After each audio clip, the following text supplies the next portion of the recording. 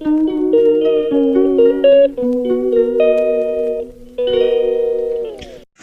mga Omega, magandang hapon po sa inyo. Dito po ako sa vulcanizing, Dagsil vulcanizing. So yung napansin ko kagabi, nag-charge po ako. Tapos after ng pag-full charge niya, parang may na-flat yung gulong ko. Tapos bago pupunta ako sa malayo, sinusigurado ko talaga na hindi ako ma-flatan. So, pumunta po ako sa vulcanizing. Yan. Pinalinis ko na lang kay Kuya yung gulong. Kaya pala, pinalinis ko yung gulong ko. Mabutit, hindi po sabay-sabay yung gulong ko. Isa lang na flat. Yung isa wala po.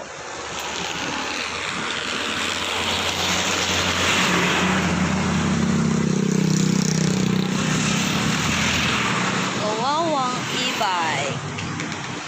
Yan guys, flat yung gulong ko. Pinalinis ko lang. Hi, Duging, bait mo. Bait ko yung dog. Oh God. Ayan guys. Para safe natin, dapat titingnan muna natin yung e-bike natin para hindi tayo ma-aksidente.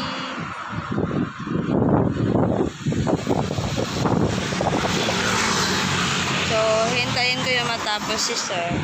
Saka na ako magpupunta. Diyan lang naman ako pupunta sa may ulahan. Diyan yung Pure Gold. Dun sa dulo. Malapit lang naman. Pero nagdadalawang isip ako kung pupunta ako sa Tongko or SM. Kung mag-ukay-ukay ba ako o hindi.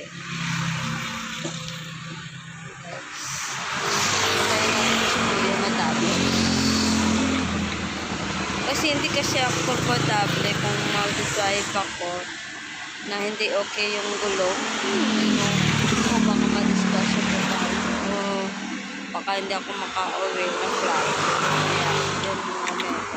Tinitingnan ko muna yung safe na safe ako. Ngayon, patapos na si Kuya. Tapos na siya. Hindi basta-basta ang gulong.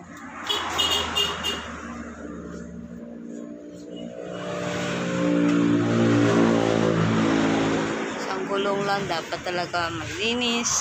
At marami pala siyang manok.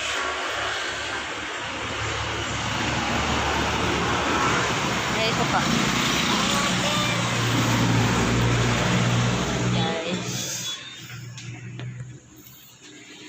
Maliit yung gulong ko. Hangin na lang. Kaya parang may e-bike tayo. Kung masisira, aayusin. Kung hindi, wala kang masakyan.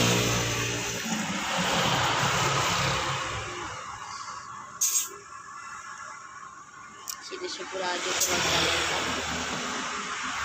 Kasi ayoko naman na may nangyari, diba? Na hindi mo naman inaasahan. I-advance mo na lang ka. Nakikita mo na flat na yung gulong mo. Kahit maliit lang yan. I-ano mo na, i-vulcanizing mo na. Kasi mahirap paalam ano mo yan. Kasi na-experience ko na kasi yan. Na-flat ako ng dalawang gulong. Ang ginawa ko, nagpatulak ako papuntang vulcanizing. Walang pala yung natangong gulong. Tinulak ako ng tricycle. Diyan mga. Ngayon, kahit isang gulong lang yan. Hindi masyadong flat. Tinitingnan ko na agad sa vulcanizing. Ayaw ko nang uulitin yun na nagka-problema ako kung sino ang tutulong sa akin.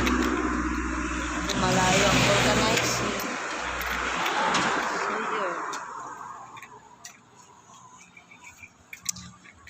safe. Ang gulong ko guys. So, balik.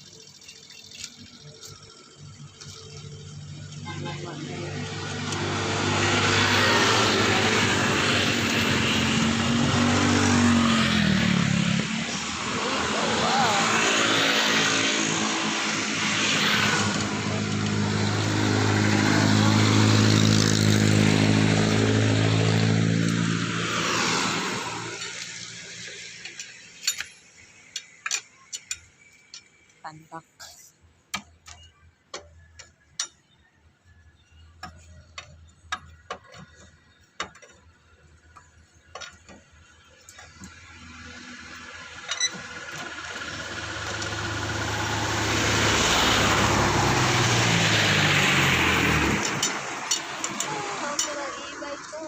Okay ang e-bike ko guys. So let's go na.